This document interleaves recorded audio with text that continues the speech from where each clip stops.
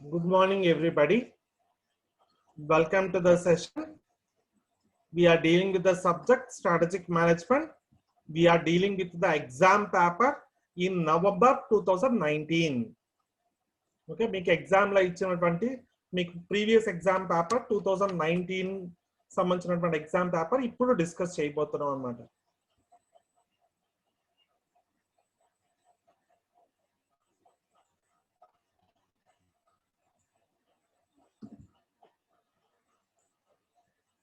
First XYZ company అనేది ఉన్నది.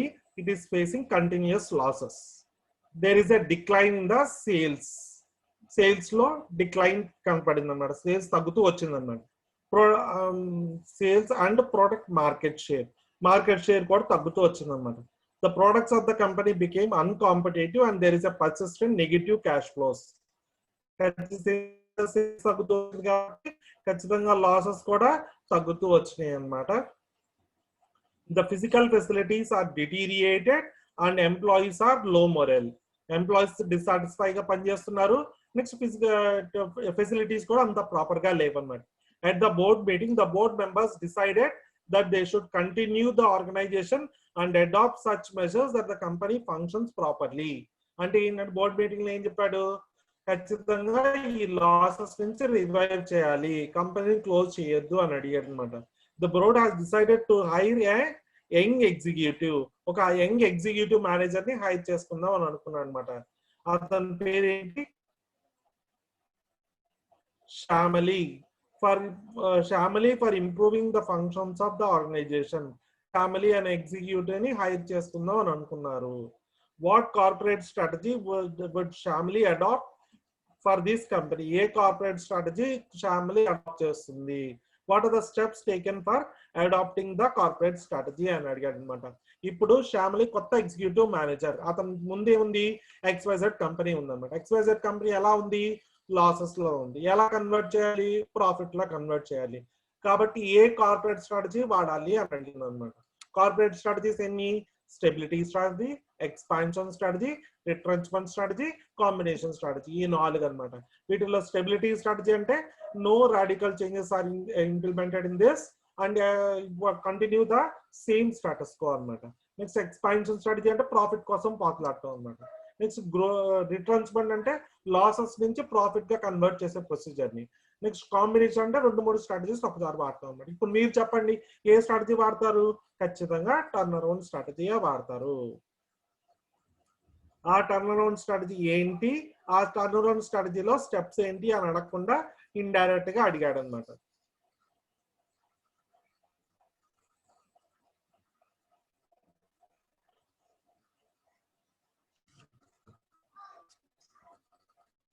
Turn around strategy అంటే ఏంటి? It is a strategy in which loss making company becomes is transformed into a profit making company. Loss making కంపెనీని profit making గా convert చేసే process ని turn around strategy అంటారు అనమాట. ఈ టర్న్ అరౌండ్ స్ట్రాటజీ యూజ్ చేయాలంటే ఏం చేయాలి? టర్న్ అరౌండ్ బెంచ్ ని ఎస్టాబ్లిష్ చేయాలి. ఈ టర్న్ అరౌండ్ బెంచ్ ఏం చేస్తారు? కంపెనీని ఇన్స్పెక్ట్ చేస్తారు. కంపెనీని ఇన్స్పెక్ట్ చేసి ఒక స్ట్రాటజిక్ ప్లాన్ ని తయారు చేస్తారు అనమాట. ఫస్ట్ అసలు ఆ కంపెనీ చేసే ప్రొసీజర్ ఏంటి అంటే, first assessment of current problem. ఎక్కడ ప్రాబ్లం వచ్చింది? ప్రోడక్ట్ క్వాలిటీ వల్ల, లేకపోతే expenses ఎక్కువయ్యా, raw material cost ఎక్కువయ్యా, technology లేకపోవడం వల్ల, ఇలా డిఫరెంట్ ప్రాబ్లమ్స్ ఏవైతే ఉన్నాయో వాటన్నిటి అనలైజ్ చేస్తారు అనమాట. అనలైజ్ చేసి ఏం చేస్తారు? Analyse the situation and develop a strategic plan. ఒక ప్లాన్ ని తయారు చేస్తారు. ఆ ప్లాన్ ఏం చేస్తారంటే specific goals and detail functioning actions. అంటే ఏంటంటే ఏం చెయ్యాలి, ఏం చేస్తే ఆబ్జెక్టివ్స్ అటైన్ చేయగలరు అనే ఒక యాక్షన్ ప్లాన్ ని తయారు చేస్తారు అనమాట. ఆ యాక్షన్ ప్లాన్ ఏం చేస్తారు? ఇంప్లిమెంట్ చేస్తారు. ఇంప్లిమెంట్ చేయటం అంటే ఏంటి? ఎగ్జిక్యూట్ చేయటం అనమాట. ఎగ్జిక్యూట్ చేసిన తర్వాత దాన్ని ఏం చేస్తారు? కంపెనీని రీస్ట్రక్చర్ చేస్తారు. రీస్ట్రక్చర్ చేయటం అంటే ఏంటి? స్ట్రక్చర్ లో చేంజెస్ తీసుకురావచ్చు.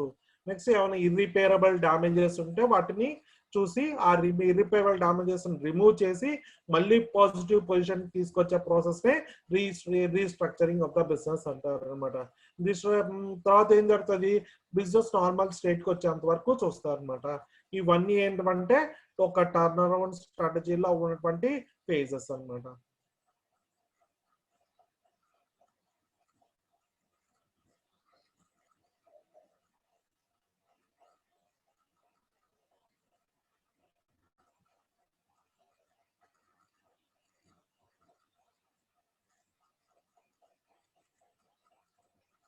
Next strategic management concept are useful for educational institutions. Explain with reasons. అసలు ఎడ్యుకేషన్ ఇన్స్టిట్యూషన్స్ లో స్ట్రాటజీస్ అవసరమా అని first question.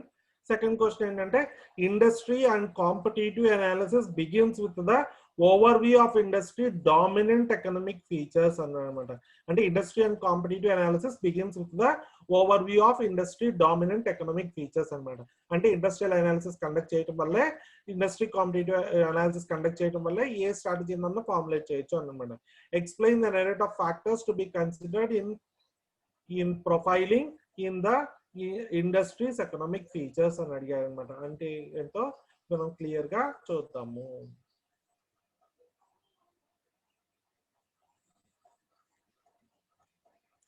First question, education institutions లో స్ట్రాటజీస్ అవసరమా కాదా, అసలు అవసరం అయితే ఎలా అవసరం అనేది ఇప్పుడు ఫస్ట్ క్వశ్చన్.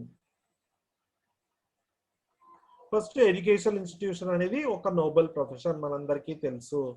ఎడ్యుకేషన్ ఇన్స్టిట్యూషన్ అనేది it's not profit, non commercial organisation. ఇప్పుడు కమర్షియల్ కోసం అందరు పనిచేస్తున్నా కానీ ఎడ్యుకేషన్ అనేది నాన్ కమర్షియల్ సెక్టార్ లోనే వస్తుంది. Next, it is managed usually by trust and societies in the past. ఇప్పుడు కాదు, పాస్ట్ లో ట్రస్ట్ సొసైటీస్ ద్వారానే వెళ్తూ ఉంటుంది. నెక్స్ట్, నెంబర్ ఆఫ్ కాంపిటీషన్స్ ఖచ్చితంగా ఉంటున్నాయి, ఎందుకంటే చాలా మంది ఉంటారు కాబట్టి, పబ్లిక్ ప్రైవేట్ సెక్టార్స్ లో ఉంటారు కాబట్టి కాంపిటీషన్ అనేది చాలా హెవీగా ఉంటుంది అనమాట. కాబట్టి large number of strategic management techniques use చేయడానికి చాలా స్కోప్ ఉండేది ఎడ్యుకేషన్ ఇన్స్టిట్యూషన్స్ అనమాట. ఈ ఎడ్యుకేషన్ ఇన్స్టిట్యూషన్స్ యూజ్ చేసే స్ట్రాటజీస్ ఏంటి, అవన్నీ రికగ్నిషన్, రెప్యుటేషన్ తెచ్చుకునే అని చూస్తారు. ఎందుకు రికగ్నిషన్, నేమ్ ఫేమ్ వచ్చింది అనుకోండి, రికగ్నిషన్, నేమ్ ఫేమ్ వచ్చింది అనుకోండి, ఖచ్చితంగా ఏ ఆర్గనైజేషన్ అన్నా ఫ్లరిష్ అవుతుంది అనమాట. ఎలా ఫ్లరిష్ అవుతుంది, నేమ్ ఫేమ్ వస్తే ఫీజెస్ ఎక్కువ చార్జ్ చేయొచ్చు, ఎక్కువ మంది స్టూడెంట్స్ జాయిన్ అవుతారు. ఇలా ప్రతి ఎడ్యుకేషన్ ఇన్స్టిట్యూషన్స్ అవుతుంటాయి అన్నమాట. Next, different strategies for attracting best students.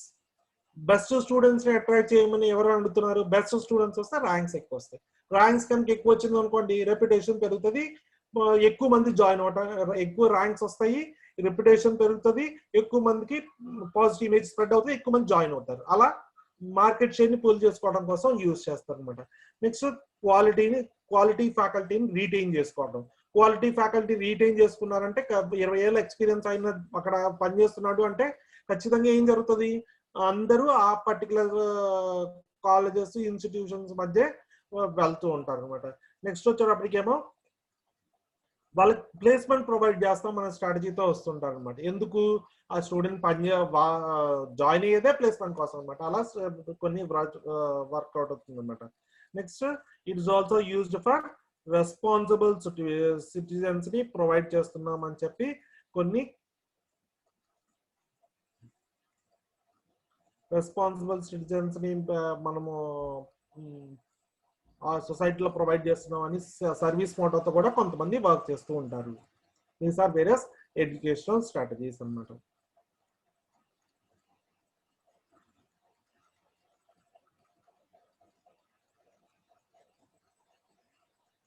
Next, industry అంటే ఏంటి, ఆ ఇండస్ట్రీలో ఇండస్ట్రీ అనాలిసిస్ అంటే ఏంటి అని అడిగారు అనమాట.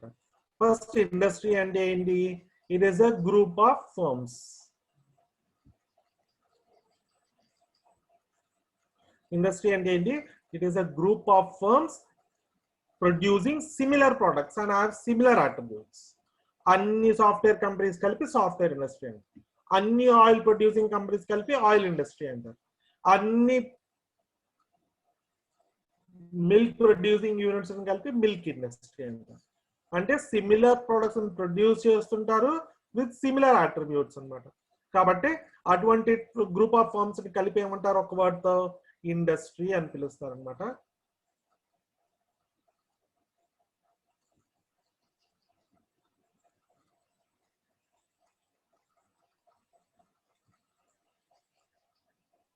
Next, size and nature of the ఏమేమి ఫ్యాక్టర్స్ ఈ ఇండస్ట్రీ అనాలిసిస్ హెల్ప్ చేస్తుందంటే size and nature of the market.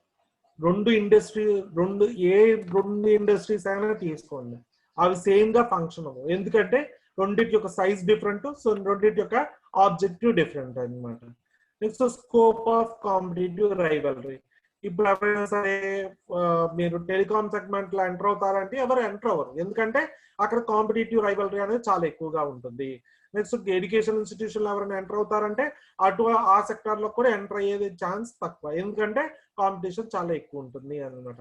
Next growth rate, position in business life అంటే ఏంటంటే మార్కెట్ గ్రోత్ రేట్ ఎలా ఉంది, మార్కెట్ ప్రాస్పెక్ట్స్ ఎలా ఉన్నాయి, ప్రాఫిట్స్ ఎలా ఉన్నాయి అనేది చూస్తారు.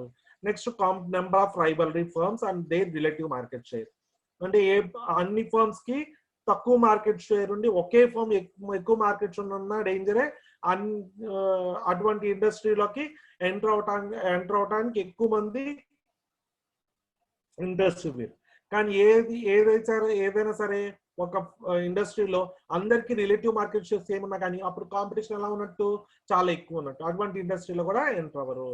Next number of buyers and they relative sizes. For example nano start అయినప్పుడు అందరూ వండర్ అయ్యారు, ఇంత తక్కువ ప్రాఫిట్ కి ఎలా పనిచేయగలరు, ఎందుకంటే మిడిల్ క్లాస్ సెగ్మెంట్ ని కాన్సన్ట్రేట్ చేసింది కాబట్టి మిడిల్ క్లాస్ సెగ్మెంట్ లో ఎక్కువ నెంబర్ ఆఫ్ బయ్యర్స్ ఉంటారు కాబట్టి అది సక్సెస్ఫుల్ గా రన్ అవుతుంది అనమాట. నెక్స్ట్ డిస్ట్రిబ్యూషన్ ఛానల్స్ ఉన్నాయా లేవా. ఫర్ ఎగ్జాంపుల్ మోటో రిలీజ్ అయినప్పుడు డిస్ట్రిబ్యూషన్ ఛానల్స్ అంత పెద్దగా లేవు, అందుకని ఏం చేసింది ఆన్లైన్ ద్వారా రిలీజ్ చేసింది అనమాట. అలా ప్రతి కంపెనీ కూడా డిస్ట్రిబ్యూషన్ అవైలబిలిటీ చూసుకునే ప్రొడక్ట్స్ ని రిలీజ్ చేస్తూ ఉంటుంది అనమాట. Next technological changes production process లోనే చూస్తుంది అనమాట. నెక్స్ట్ వచ్చేటప్పటికేమో ఈ డిఫరెన్షియేషన్ చూడాలన్నమాట. ప్రతి కంపెనీ కూడా డిఫరెన్షియేషన్ చూపించాలన్నమాట. డిఫరెన్షియేషన్ చూపిస్తేనే ఏ కంపెనీ అయినా సక్సెస్ అవుతుంది.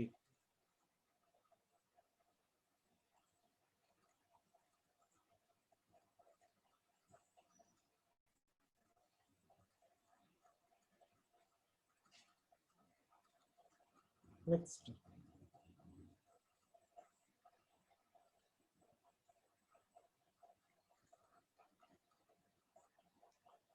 why an organization should have a mission. Mission ఎందుకు అవసరం, what must be considered while formulating a good mission statement. Mission ఎందుకు అవసరం, అసలు ఆ మిషన్ స్టేట్మెంట్ ఫార్ములేట్ చేయాలంటే ఏం కావాలి అనేది క్వశ్చన్. రెండోది స్ట్రాటజిక్ ఎలియన్స్ అంటే ఏంటి, దాని అడ్వాంటేజెస్ అంటే ఏంటి. ఈ రెండు క్వశ్చన్స్ 5 మార్క్స్ ఇచ్చాడు అనమాట. Okay, first the organisation should have a mission statement because of following reasons. Mission అంటే ఏంటి, it states the purpose or the reason behind the organization existence. It shows the path to achieve the vision statement. అది ఒక guide line ని provide చేస్తుంది, ఇలా వెళ్తే organisation తన యొక్క ఫ్యూచర్ గోల్ ని అచీవ్ చేయగలదు అనే గైడ్ లైన్ ని ప్రొవైడ్ చేస్తుంది అనమాట. ఓకే, ఫస్ట్ వచ్చేటప్పటికేమో ఇది states the purpose of the organisation, ఎందుకు ఆర్గనైజేషన్ ఎగ్జిస్ట్ అవుతుంది అనే పర్పస్ ని స్టేట్ చేస్తుంది అనమాట. Next it acts as a basis or standard, దాన్ని బేస్ చేసుకొని ఆబ్జెక్టివ్స్ గోల్స్ ఫార్ములేట్ చేయడం జరుగుతుంది అనమాట. It's acts as a basis for motivating అనమాట. ఈ బేసిస్ ఫర్ మోటివేటింగ్ అంటే ఏంటి, దీన్ని చూస్తే ఎప్పుడు ఎంప్లాయీస్ మేనేజర్స్ మోటివేట్ అవుతుంటారు, ఎందుకంటే ఈ ఆబ్జెక్టివ్ అటెండ్ చేయాలి, ఈ మిషన్ స్టేట్మెంట్ ద్వారానే ఆబ్జెక్టివ్ అటెండ్ చేయగలము అని చెప్పి ఎప్పటికప్పుడు వాళ్ళు సెల్ఫ్ మోటివేట్ అవుతుంటారు. లేకపోతే మేనేజర్స్ రివార్డ్స్ రికగ్నిషన్స్ కూడా అనౌన్స్ చేస్తూ ఉంటారు అనమాట. నెక్స్ట్ ఆర్గనైజేషన్ క్లైమేట్ అంటే ఎటువంటి కాన్ఫ్లిక్ట్స్ లేకుండా ఉండేందుకు ఈ మిషన్ స్టేట్మెంట్ ఉపయోగపడుతుంది. నెక్స్ట్ వచ్చేటప్పటికేమో it provides direction to the company. Next it facilitates the translation of objectives into work, అంటే ఆబ్జెక్టివ్స్ ని గోల్స్ ని వర్క్ రూపాన్ని ట్రాన్స్ఫార్మ్ చేసుకోవడానికి మిషన్ స్టేట్మెంట్ ఖచ్చితంగా కావాలి. Next it translates these purposes in the goals in such a way that performance parameters are assessed and controlled. Performance లో ఏమి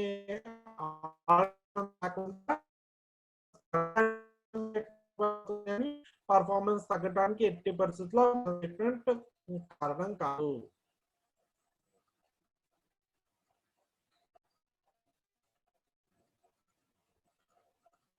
ఒక బెస్ట్ మిషన్ స్టేట్మెంట్ లాంచ్ చేయాలంటే ఏమేమి కావాలి అని అడిగారు అనమాట.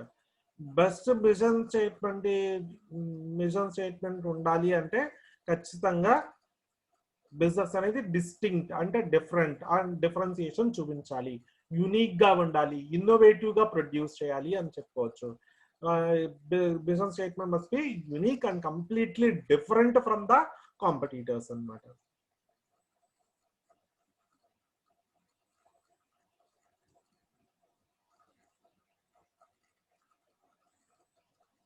ఇంకా అదర్ రీజన్స్ ఏంటంటే it must try to satisfy the customer needs, ఇది ఒక్క reason. Next what is the strategic aliens అన్నమాట. స్ట్రాటజిక్ ఎలియన్స్ అంటే ఏంటి, రెండు మూడు కంపెనీస్ కలిపి ఒక అడ్వాంటేజ్ కోసం కంబైన్ అయ్యే ప్రాసెస్ ని స్ట్రాటజిక్ ఎలియన్స్ అంటారు. ఏలియన్స్ బ్రేక్ అయింది అందుకని గవర్నమెంట్ పడిపోయింది అని, అక్కడ ఏలియన్స్ ఎవరి మధ్య ఉంది, పార్టీస్ మధ్య. కానీ ఇక్కడ మనకి బిజినెస్ టెక్నాలజీలో ఏలియన్స్ ఎవరి మధ్య ఉంటది, రెండు బిజినెస్ ఫర్మ్స్ మధ్య ఏలియన్స్ ఉండొచ్చు. రెండు బిజినెస్ ఫర్మ్స్ మధ్య ఉన్నటువంటి కొలాబరేటివ్ అగ్రిమెంట్స్ నే ఏలియన్సెస్ అంటారు అనమాట. ఈ ఏలియన్సెస్ ఎప్పుడు ఆ ఏలియన్స్ టర్మ్స్ కండిషన్స్ వరకే కలిసి ఉంటాయి, మిగతా టైంలో ఎప్పుడు they are independent in each other అనమాట. Next what are the advantages strategic aliens అన్నమాట. What are the main advantages of strategic aliens అంటే ఈ ఫాలోయింగ్ ఆస్పెక్ట్స్ ని మనం క్లియర్ గా స్టేట్ చేసుకోవచ్చు. First and the foremost advantage ఏంటంటే it is organisational in nature. Organisational advantage అన్నమాట. Organisational advantage అంటే ఏంటి, ఈ ఆర్గనైజేషన్స్ ఈ ఎలియన్స్ ద్వారా ఏంటి నెసెసరీ స్కిల్స్